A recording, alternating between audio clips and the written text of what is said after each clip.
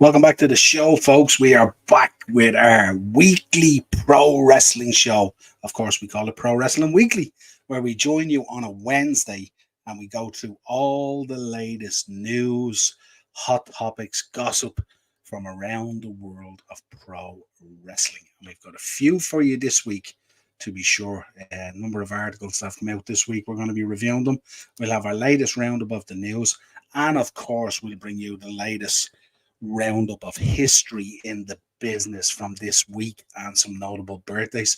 As always, if you're joining me tonight in the chat, make sure you like the video, subscribe to the channel, share the content, and hit that bell notification to be notified. We're going a little bit early tonight. It's normally 8 o'clock, but tonight we have to go a little bit early because I am flat out later. The OGs are in the chat. How are you, Sean? Howdy, Niall. Can't stay long in Tree Arena waiting for Muse to come on, sadly, but didn't land in time to get to the shop, but back up the end of October for OTT's 9th anniversary. So see you then. Absolutely, pal. Have a safe night. Enjoy the gig. And of course, be careful out there in that weather at the moment. It's really stormy up here on the East Coast at the moment. So enjoy it, pal. No problem at all. I'll talk to you again real soon. But before you go, I don't want you to go yet, Sean, because one of the questions we'll be asking tonight, and I want to get your thoughts on it especially. Is John Cena the greatest of all time? Let me know your thoughts on this. Morris is in the chat as well. How are you, Morris? GP Productions podcast. Go check it out. Brilliant wrestling stuff and a mixture of lots of other things as well, including music and TV shows and all sorts of stuff over there. Really, really cool. Check out Morris's channel, of course. Balor released.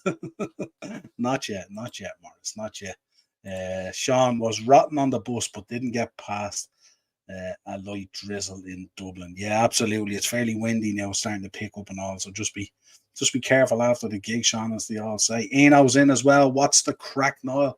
All good, Eno. Thanks for joining us tonight.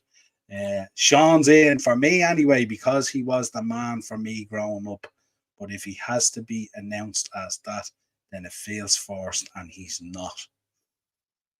Interesting take on it. Interesting take. And I tell you, Sean, I wanted to ask you this one. Not the response I thought I was going to get. But yeah, anyone else in the chat, let us know your thoughts. Is John Cena the greatest of all time? They're talking about it at the moment. He's certainly, without a doubt, in the conversation. But again, when you talk about the greatest of all time, what really are you talking about? What's the parameters and all that kind of stuff? And also, let me know your thoughts on that. The other one I want to get your thoughts on, which came up this week as well, an interesting one. Who was the nicest wrestler you've met? Now, we're not necessarily looking for the nicest wrestler you've met. What we're probably looking for is the nicest experience you've had with a wrestler at a meet and greet or a signing or whatever it is. And if you've had a bad experience, let us know how that went as well. I'd love to hear that in the chat. Would be very interesting. Sean's back in. He is to me, but they don't need to say it all the time. He's there. Yeah, absolutely. Yeah. Morris is in, sorry. LJ Cleary off to know, yeah, saying that, yeah, kid's been crying all week with him not being at NLW this Sunday. Austin is the GOAT. Austin is the GOAT for Morris. Morris was an attitude there, oh boy. Weren't you, Morris? No doubt about it. We had a great night on Monday night, myself and Morris as well. We went to Inside the Ropes with Eric Bischoff, and we had some stuff to say on that. And Morris, we might get together and do a little show on that maybe if we have a bit of free time over the next few days. Myself and yourself should do a review of Eric Bischoff's show or something like that. Just a little short video for both channels. Be a bit of crack, wouldn't it? Still love the fella, and we'll be in contact soon to get his blue shirt. Absolutely. Yeah, we've been taking a few orders this week actually for seeing his new blue shirt. People, as the dark nights come in and as the winter nights begin to come on us, you need a bright John Cena shirt, don't you, to brighten up your day. Everyone I've met at OTT, apart from MJF, have been so lovely. Interesting. Let me know as well, like that's a good point as well, but let me know as well, was it a bad experience because maybe he was staying in character or something like that, or was it just a bad experience because he was just having a bad time and being a dick, basically? So let me know your thoughts on that. Mick Foley, hands down, is the nicest wrestler I've met. Stayed till 2 a.m. in Cork signing autographs and taking pics. Big up Mick Foley. MJF called me unibrow, and when I bought an 8x10 off him, he signed it too. The ginger bitch fella had enough cheek for another arse. That is a classic story. I love that, Sean. That's so cool. I'm reading that, Sean, and I don't even know if that's a bad experience. I'd be falling around at that stuff. That's kind of cool. I bet you still have the 8x10 as well, don't you? Absolutely interesting. I like that. I like that. Yeah, I'd be up for that. Yeah, bit of crack, Morris, wouldn't it? Bit of crack. Um, the bar was very nice. The bar was very nice to meet them and Smiths on Jervis Street. Cool. It's just good for joining us as well tonight. Appreciate it. Best thing about it was loads of heels were there, including David Starr and Damien Corvin, who were the biggest villains of the night, but they were all sound. But Max was in character the whole time. Yeah, absolutely. Should look at him. Has he ever? does Maxwell even exist at this stage? The greatest wrestler ever is Nature Boy Ric Flair. Woo! We're going to be talking about Ric Flair tonight. We've got a few bits on Ric Flair tonight, so stay tuned, Acers. You're going to enjoy them. He teamed with Justy against the Angel Cruisers and said he was delighted to be back in the United Kingdom. Yeah, they always play that card, don't they? They always play that card. So, yeah. So, they're the two kind of rolling topics tonight, folks. Is John Cena the greatest of all time? And if he isn't, let us know who yours is. And, of course, if you've met a wrestler, good or bad experience, let us know about it. Who was your nicest one? And who was the one that just didn't happen for you? Be interesting. Then he said he thinks it's real sad that the potato famine didn't finish the job. Jesus, that's Christian levels, isn't it? That's Christian levels at the moment. He's crazy at the moment as well. Ric Flair isn't even in the top 10. Big shout from Morris there. Big shout. I think we're gonna have to do a Mount Rushmore show by the sounds of things. This is getting tasty. Nah, I'm messing. He's the best, and yeah, the 8x10 is hung up on my wall. Absolutely, yeah. That just sounded so fucking cool. But I can imagine the slight level of shock as well, though. But I'm sure, Sean, knowing you, I'm sure you gave as good as you got.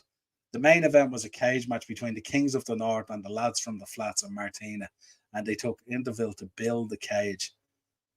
And lads started mounting at him because he was at the merch.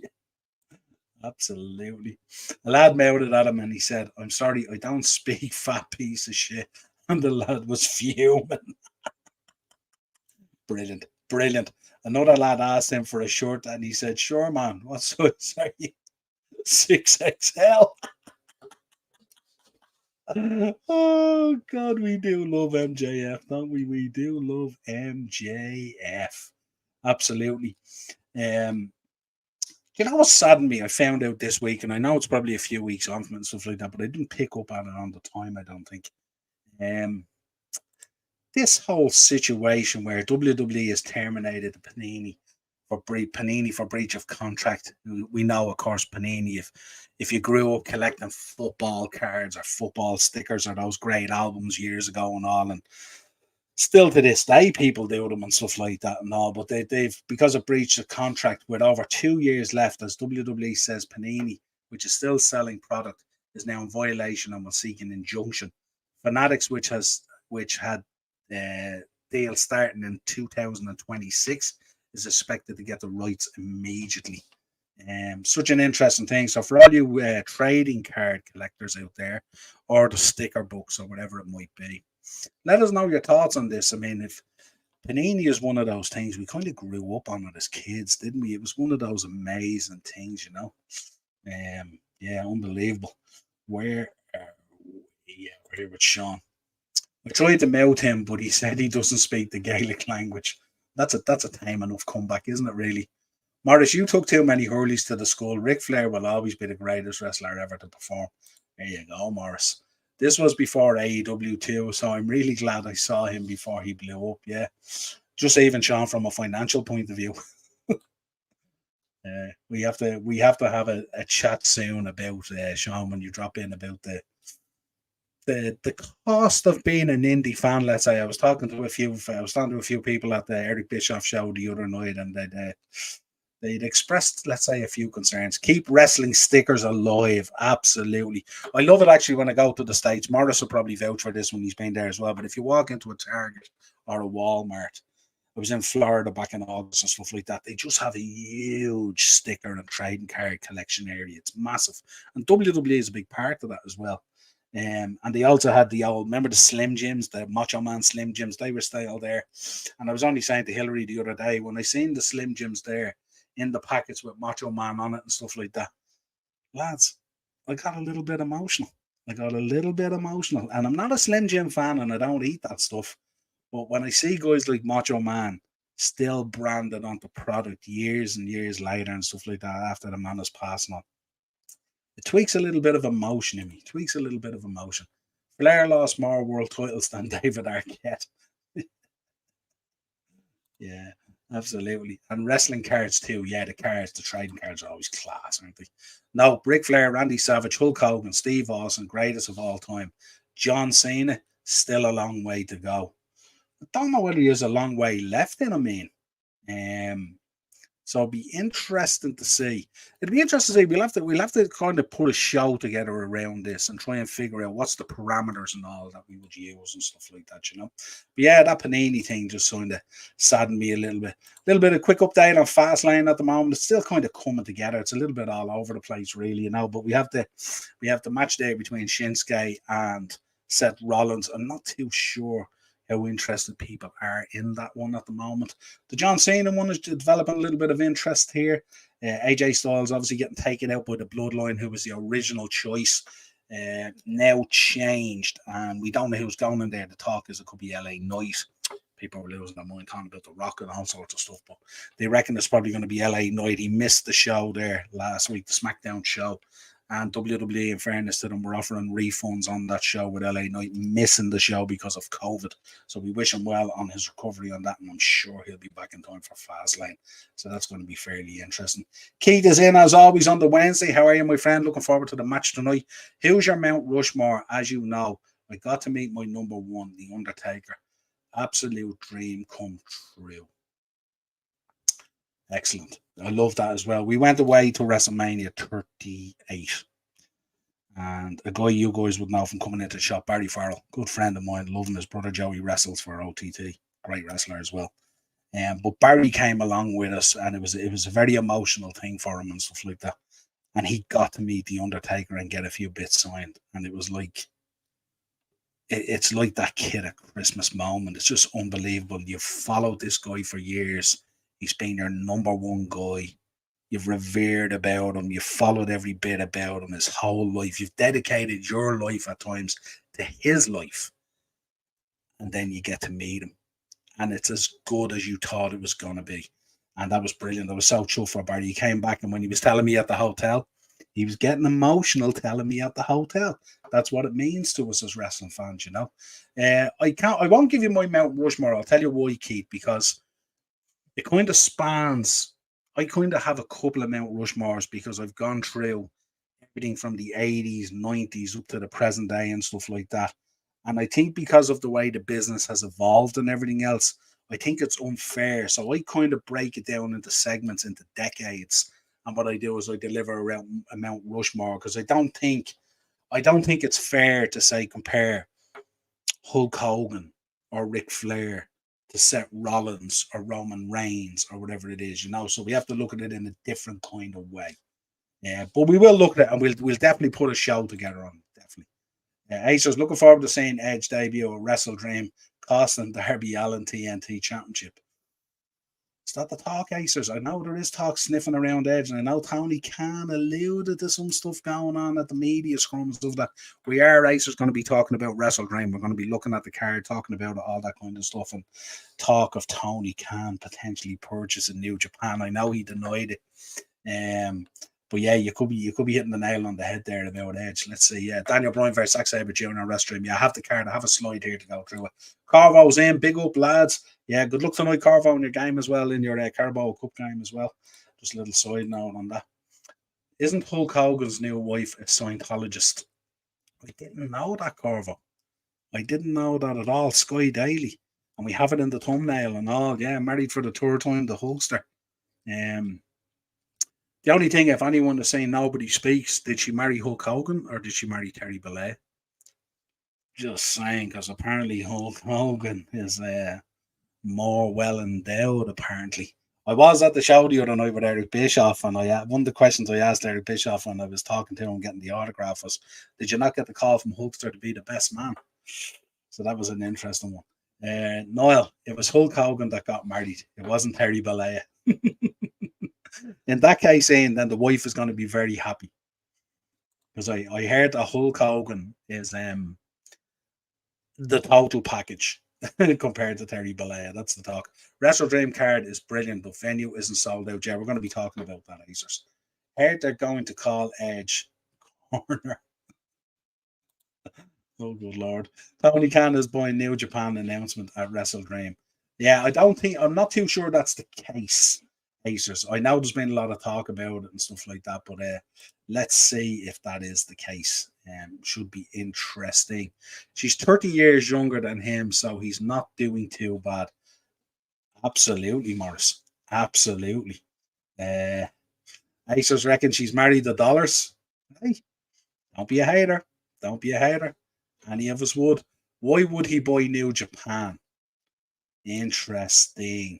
I suppose he would be doing that, Sean. There might be concerns there that maybe TKO might see an opportunity, and if that was the case, if they were to move in there and do some sort of big high level deal with a lot of money involved, and we know that Triple H has, alluded to wanting to get into some heavy partnerships with New Japan and stuff like that. I know at times it has struggled to come to fruition and stuff like that, and I know that they've had this kind of partnership thing with AEW and stuff like that, which has worked really well with some of the cross cards and stuff like that.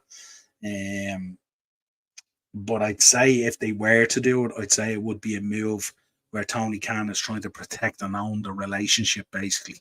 That would be my thinking on it. From that point of view, it kind of makes sense. Fella needs to shut his mouth and know his role. Yeah, absolutely. And Scientology, you can't marry someone who isn't a Scientologist unless they convert, like Katie Holmes had to do. Interesting. Imagine Hulk Hogan becoming a Scientologist.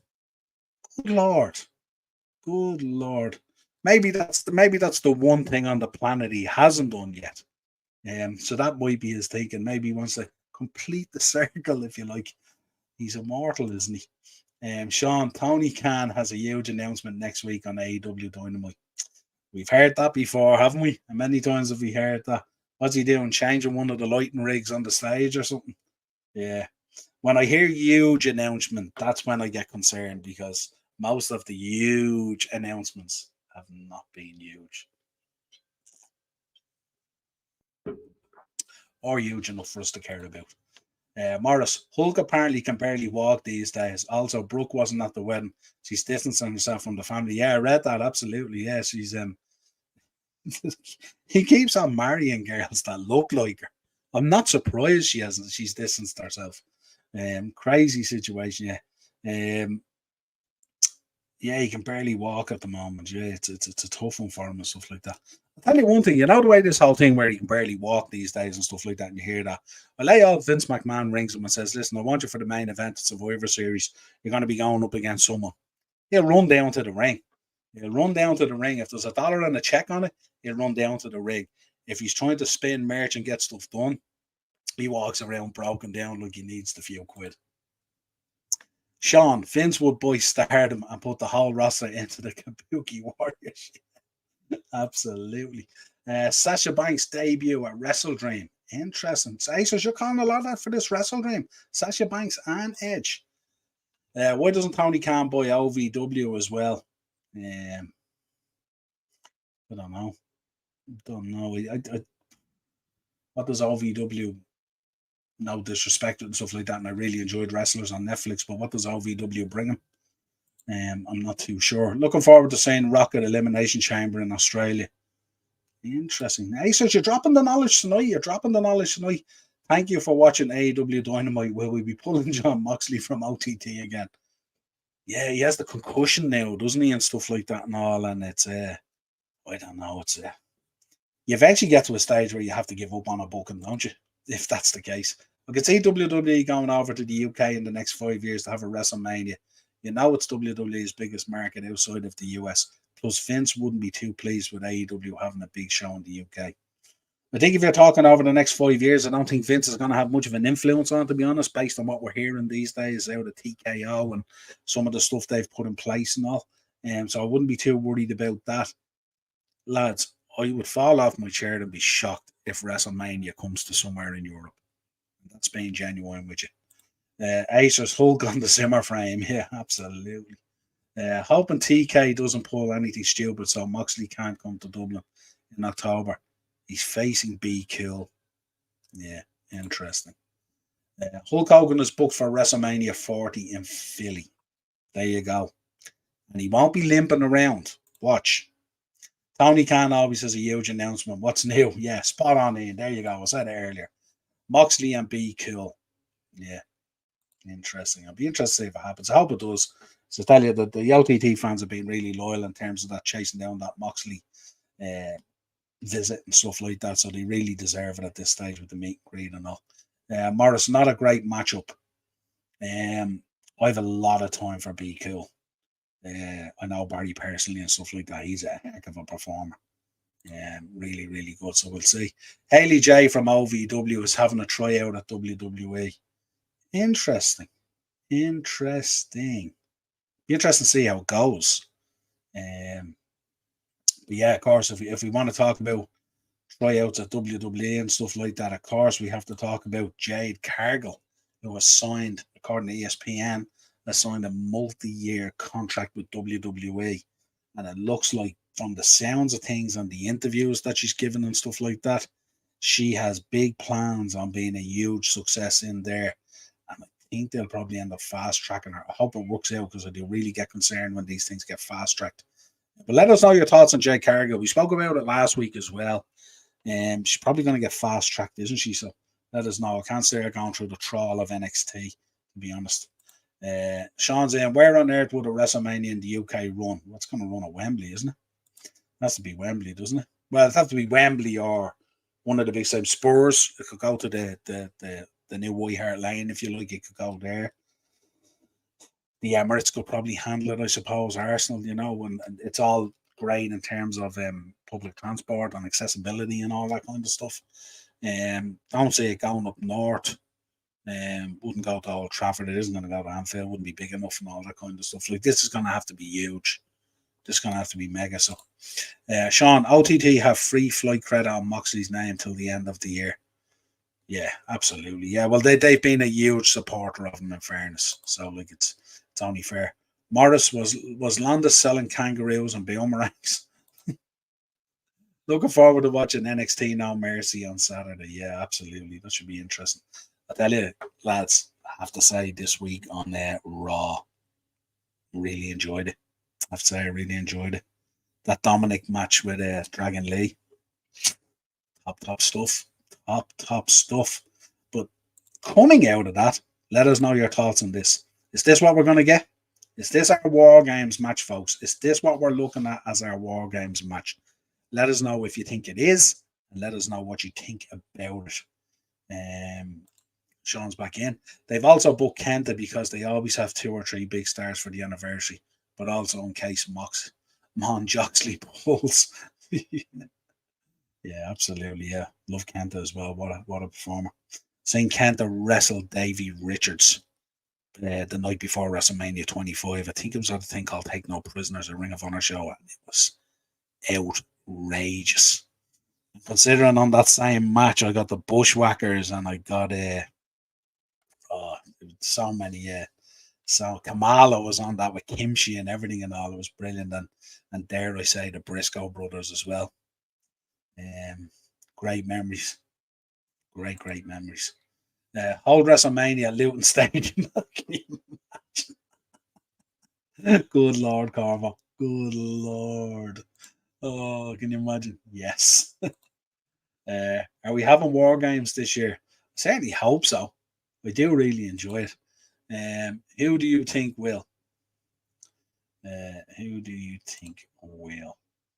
Who do you think will get a push first, Cody or Balor? Well, I suppose if you look at the Judgment Day and you look at what's happening there at the moment, they are getting quite a push as it is, isn't it? I mean, they're more or less between themselves and Rollins pretty much the focal point of Raw, aren't they? Main event Jey Uso's come in, Cody's there as well, but if you look at them, I suppose as a collective, I don't know what you feel about Cody, folks. What way do you think this is going to pan out? How is this going to go leading into WrestleMania 40 and stuff like that? Are we going to get Cody and Roman? Are we going to get The Rock parachuting in and jumping on that spot? How do you feel about it? We asked you last night or last week. Let us know your thoughts again, thinking on it. It's Cody Rhodes' final Raw match before SmackDown trade. Okay, interesting. That's a salivating match. Pity Davy's career ended the way it did. I used to love the Wolves back in the day. Yeah, absolutely. Davy was just phenomenal, phenomenal. Seeing him doing a dive to the outside against Kenta, and it was so cool. And he dived right in between the crowd. There was a set of steps, and he did a very clever thing where he went up the steps on his hands and knees, and about 10 steps up from where Kenta was, then he came up and exposed himself. You know, for the crowd that was around him, they seen what he was doing, but for everyone else in the crowd, it looked like he had dived 20 feet. You want to see it. Vince McMahon hates Finn. Not too sure that's true. Roman and Rock. Cody can do the pre-show forever in Goldust Shadow. Interesting, Morris. Morris with the hot take. Goldust, yes. Did Matt Riddle sign with Noah? No, I wouldn't think so. Hardly. I don't think he's probably able to sign anywhere at the moment, is he? Because he'll be on what's a 60 or a 90-day no compete or something like that. Let's move on. Let's talk about the Matt Riddle release. Big up Corvo bringing it up, and the chat. What do we feel about that? What do you reckon went down there? I know there's a lot of baggage. We know about the porn star stuff. We know about the weed. You know, we know about the kind of situation at JFK and the allegations that are being made there and stuff like that. But I had a little theory during the week, and you've seen some of the videos, of course, on your socials and stuff like that. How influential was Dana White in the release of Matt Riddle? Let me know your thoughts. I just have a theory on it. It's only a theory. I think he was highly influential. But let us know your thoughts. Riddle has a 90-day no compete clause. Yeah, of course he does. So he ain't going to be signing for anyone anytime soon. Everything that happened with him and OTT was terrible. Can't imagine how Joe felt when he found out. Yeah. Absolutely. Cody Rhodes' next feud is Omos. Yes. We have to talk about that. That's just the way we go from one week to the other, and it's not the 60 in no time at all in this pro wrestling game when we're fans and stuff like that. Last week we were talking about potentially the main event for WrestleMania 40 could be Rock versus Roman. And where does Cody fit into all that and finishing this circle and the legacy and the dad and the title and all that kind of stuff, that journey we've been brought on. And then we come into this week, or late last week, and at a live event, he's attacked by Omos, triggering, who knows? Let us know your thoughts. And this is why when I talk to people about Cody Rhodes, when I talk about Cody Rhodes, people think I'm not a fan of Cody Rhodes. I am a fan of Cody Rhodes. I'm just not that gassed up fan of Cody Rhodes. That's all. But let me know your thoughts in the comments. Let me know how you think this Cody Rhodes thing is going to play out. Is he going to get to complete that legacy thing? And if he does, I think it's going to be pretty short-lived, just like the Daz was. And I am the biggest Dusty Rhodes fan in the world. I grew up on Dusty Rhodes, the American Dream, R.I.P. What a wrestler. If The Rock is free, it has to be The Rock versus Roman. It will be far bigger match than Cody and Roman. My fear on this, Keith, is, right, that they crowbar Cody in there and it becomes a triple threat. That's my fear. And I hate triple threat matches. I don't like them at all. Ian said, Tony Khan and Billy Corgan both put in their offer for OTT. Yeah, there was talk of that during the week, wasn't there? That apparently Rev Pro, WWE offered $1 million to buy Rev Pro or something like that. Was it Will Ospreay or someone who was talking about it? And I was going, wow, Wow. Carvo, Matt Riddle bored the life out of me. Also, is the rumours true that Kerry Sane is going back to WWE? Wouldn't be surprised. Wouldn't be surprised at all. Do like Kerry Sane, in fairness. Morris, it comes down to one thing. It's his missus and the shit that comes with it. My interview with her is blowing up in the news again this week. Absolutely. And check it out. Check it out again. Morris, share it out there. If you have a link, Morris, throw it into the chat. Throw it into the chat. I thought he was great back in the day, but he was a bit of a PR nightmare. Do you think Dana still cares about Riddle?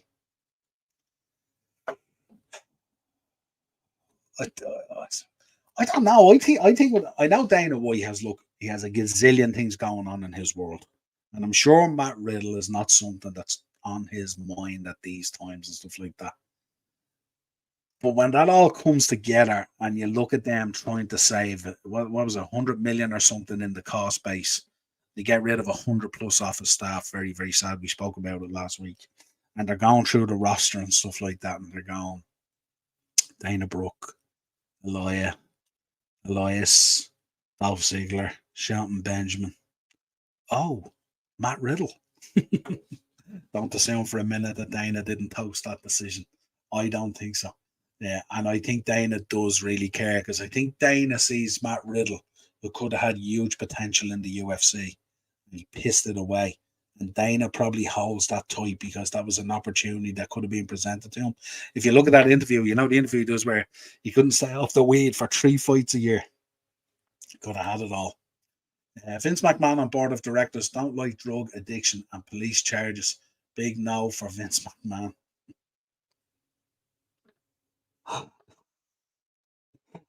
This is the guy. This is the guy who's what? He's close to 80 years of age or whatever it is. And like, did we forget it? Did we forget at 70 or whatever it was? Him on the cover of Muscle and Fitness, or 69 or whatever it is, on the cover of Muscle and Fitness with the chains. Remember he was doing the storyline with Michaels coming into Mania 22 and stuff like that and all. Vince McMahon on the board of directors doesn't like drug addiction and police charges. Big no for Vince McMahon. Interesting. Go back and watch Dark Side of the Ring, the steroid trials. Interesting. I was talking about Davey there in that OTT comment, not Riddle. Yeah, absolutely, Sean. Knew that, yeah. Absolutely knew it. Almost the modern day John Gonzalez, yeah.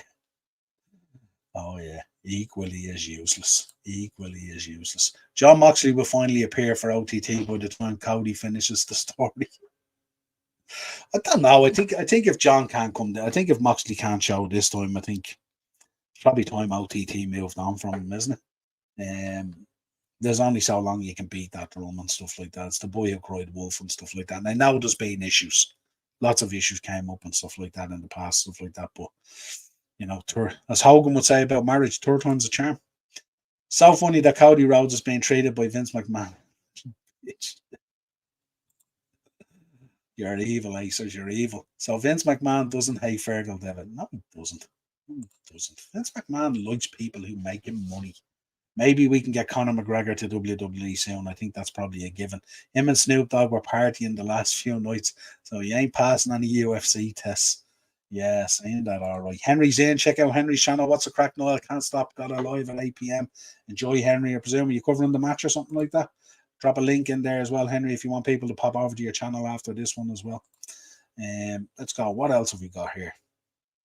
Oh, Becky. Got to talk about Big Time Bex. She has an autobiography coming out, releasing in March. It's available to pre-order, I think, on Amazon, as far as I know. Not your average girl. Absolutely. Rebecca Quinn, I know her well. I knew her before she ever got into heavy into wrestling and stuff like that and all. Great girl, stuff like that. She's absolutely had an amazing career in WWE. She has some great stories to tell, and I believe a lot of this is about the background and getting into the business and all that kind of stuff. So that's going to be really, really cool. So make sure, boys, you go order that, and girls, it's going to be absolutely excellent. Let's talk about this one. A lot of talk coming out this week about these two, that they're divorced, they're going through a divorce or a separation. Apparently Triple H doesn't wear the wedding ring, and when they're getting pictured, they're separated more and all this kind of thing. But Apparently, this was all dampened down when a neighbour apparently from said that they tend to do fireworks or something like that on July the 4th and all this kind of thing. And when that was happening at their lakeside houses and stuff like that, they were very much together and in love. So I think it's probably a lot of nonsense. Acers. Where am I big up chat? There we go. Sean or Keith first. Can you ever see John Moxley ever going back to WWE? Possibly doing a last run with the Shield. I don't see him doing a last run with the Shield. I think it's something that could happen on a given night, maybe on an anniversary thing or something like that. I don't see Moxley going back there probably until Vince is kind of out of the way. The problem for him going back there as well is he's kind of wrestling a certain style now that's appealing to those people out there, those supporters of John Moxley and stuff like that. And I don't think you're going to be able to push that style in WWE in its current guise. So I think it'd be difficult for him to go back. Would I like him to go back? Absolutely. Was I a fan of the Shield? I was a massive fan of the Shield. I always talk about them all the time. We covered it last week on the PWI 500.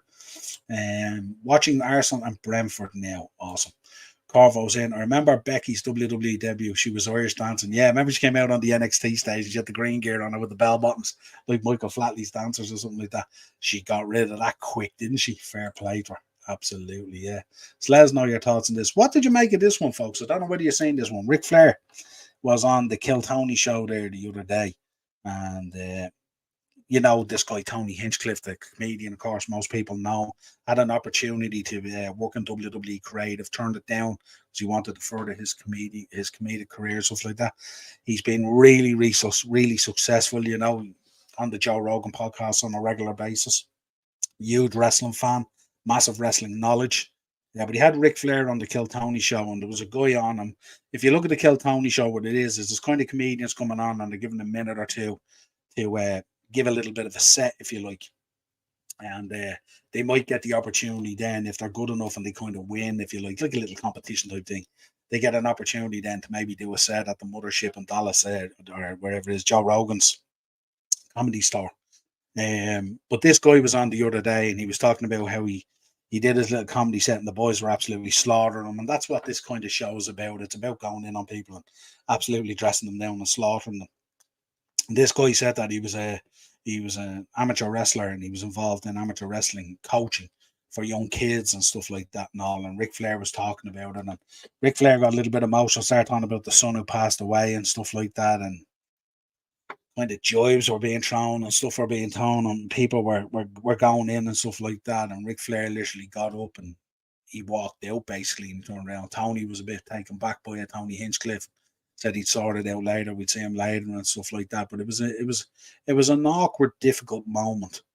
And Ric Flair literally just walked out on the show, gave a little speech saying he was basically saying in different words, but basically that he'd never absolutely take the piss out of someone who dedicates their free time for the betterment of kids and their development and stuff like that. No, so I think somewhere along the line wires were crossed, and I think Rick didn't read the memo about what the show was about, or obviously he's never watched Kill Tony or something like that. He seemed very uncomfortable in it. For Tony, it must have been kind of a cool moment, like to have Ric Flair on your show must have been cool, but the way it ended was kind of really awkward and stuff like that. So we'll keep you updated on that with whatever comes out. I haven't heard any more updates on it, but it certainly felt really awkward. It's out there on YouTube if you want to take a look at it. Very, very interesting. What else have we got? Yeah, let's talk Wrestle Dream. Got to talk about this card. Obviously, we spoke about Tony in New Japan. Corvo, I feel sorry for Rick. That scumbag mocking him with a sad son when he was talking about his son. Yeah, it was uncomfortable, Corvo, wasn't it? But in the context of what Kill Tony is and stuff like that, that's kind of what Kill Tony is. And I'm sure if you've lost a kid or you've lost a son, I haven't experienced it, thank God. But I'd say it remains very raw for a long, long time and stuff like that. Probably that's that wound that never heals. But I'd say now there was talk that was a bit of alcohol consumed on the day, so who knows? But yeah, it felt really uncomfortable. I'm sure you watched the cover. It was kind of weird, and kind of the worst thing kind of was when he was walking off and they were playing the music and stuff like that. They were kind of disrespecting him a lot. And I think what happened was the way it escalated.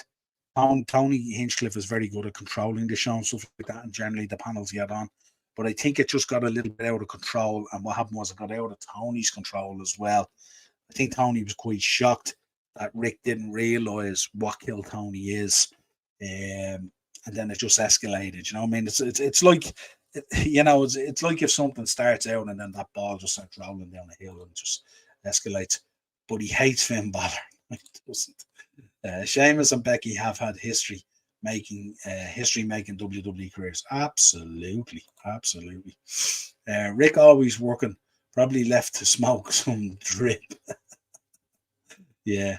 Now he seemed. I don't know if you watched the Morris. This was fairly emotional. It's a work with Stephanie and Paul. Yeah, absolutely. There's nothing going on. That's all good. Jota better score first tonight. Have 100 on him. I hope he scores tonight first as well, Acers. Email the bet slip to show, Acers. Oh, Morris wants proof. He wants proof, Acers. He wants proof. Let's see. Right, let's talk Wrestle Dream. And this is a real good name for this. This Sunday it's on Seattle, Washington. What a location for a wrestling show. Bryan Danielson versus Zack Sabre Jr., an absolute clinic. Hangman Page versus Swerve Strickland. FTR versus Aussie Open. Chris Jericho, Better Than You, baby, versus the Righteous Ring of Honor Tag Team Championship. Chris Jericho, Kota Ibushi, and Kenny Omega versus the Don Callis family. Takeshita, I'm really impressed with that guy. Sammy Guevara and Will Ospreay. It's going to be electric. Christian Cage versus Darby Allin for the TNT Championship. 2 out of 3 falls. Probably didn't need the 2 out of 3 falls, but all good. Eddie Kingston versus Shibata. Ring of Honor World and New Japan Strong Open weight titles. Chris Statlander versus Julia Hart, TBS Championship. And the Young Bucks versus the Guns versus the Lucha Bros versus Orange Cassidy and Hook. Quite the mouthful there, quite the card. Really, really strong. That main event there, Danielson and Zack Sabre Jr. is going to be absolutely wrestling clinic. Well worth tuning in for and taking a look at. But it's going to be interesting to see, as Acer said earlier, could Edge show up? Will there be an announcement? Is there something going on with New Japan? So a lot of the narrative around the background of it is generating a lot of interest and stuff like that. Now, we know that ticket sales have been really, really low. The last time I looked, I think there was 5,500 tickets sold. So that's a massive drop off when you think of the 82,000 at Wembley. Sorry, the 71,000. The 82,000 at Wembley. No, the 71,000 or 73,000 at Wembley. Just ask Will Ospreay. It's on his arm. So yeah, it's a massive drop off and stuff like that. No doubt a number of more tickets will be sold and stuff like that. But certainly for a card of this stature, the name is absolutely spot on for it. Wrestle Dream. And I think it will sell a lot more tickets than 5,500 what I last read. What else have I got for you news-wise, folks? We spoke about Cody Rhodes and Omos. I want to talk another bit of news from Ric Flair. Ric Flair was he shared a touching tribute to Dolph Ziggler there being released and stuff like that. We know they were quite close and they were friends and stuff like that. And Dolph Ziggler, what a talent, what a wrestler and stuff like that. And all. Arguably one of the most underutilized talents in WWE history. And I don't say that lightly. Corvo's in that card is tasty. It is. That's a serious wrestling card. But Ric Flair said, and as for my dear friend at Heel Ziggler, who has been my professional, who has been my close friend for 20 years, you have been nothing less than the best professional and the best at everything you have been called upon to do. A leader, a champion, and a man of unquestionable character. I'll never forget the letter you wrote me in the hospital. I know you will be successful in life because that's who you are. I look forward to our next meeting and 2 dirty martinis with extra olives. Nice little touch from Flair there on Ziggler. Ziggler's cash in will always be the best cash in. Yeah, Corvo was cracking, wasn't it? Cracking. What else have I got for you? We spoke about WWE offering refunds because LA Knight couldn't make the show due to COVID. Spoke about Matt Riddle's release. We spoke about WWE offering $1 million for Rev Pro at one stage. We spoke about Edge. We spoke about Hogan getting married. Let's do a bit of history. Let's get into a bit of history. It's always fun when we do that. Going back, let's start then. Yeah, drink of water first. So I like this history this week. And we've got our notable birthdays as well.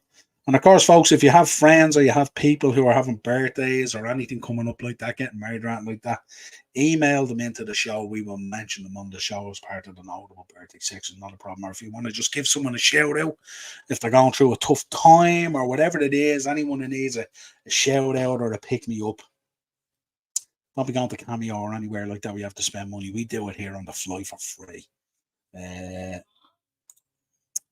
Acers, did you go to Raw night after WrestleMania 2 when Spirit Squad won the Raw tag titles? I did. I was there for that Raw. Absolutely, yeah. Yeah. Mental.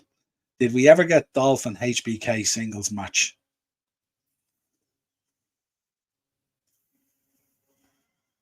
I'm thinking, did I get that on a Dublin house show?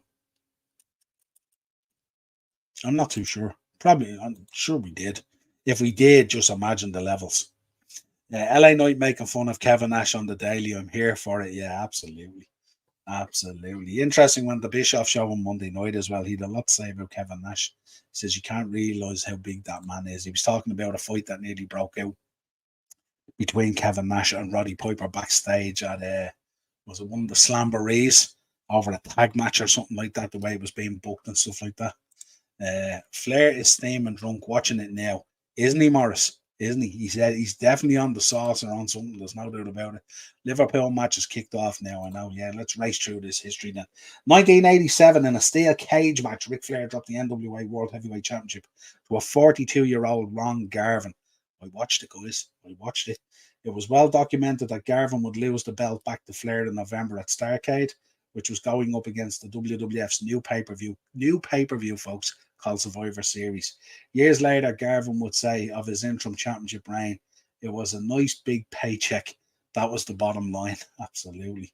1993, Intercontinental Champion Shawn Michaels left WWF with the belt still in his possession. Michaels was suspended for failing a drug test, which he denies, and walked out on the company. Michaels would make his return at the November's Survivor Series pay-per-view. There you go. That's that one. 2000, Vince Russo defeated Booker T in a steel cage match to win the WCW Championship. For the week I've had with Bischoff, that's all I need to be reading. On a Monday Nitro, the world collectively put their head in their hands. There you go. I just did it a minute. Even reading it, I put my head in my hands. Unreal. 2007, the WWE Cruiserweight Championship, then held by Hornswoggle, was retired. It would not return until 2016. I love the Cruiserweight division. I really do. I love the Cruiserweight division. I was sad to see it go. 1993, New Japan Pro Wrestling Osaka's show came from Japan, where Hulk Hogan defeated the Great Muta. Other famous names on the card included Jushin Thunder Liger, Brutus Beefcake, Jake Roberts, and Road Warrior Hawk.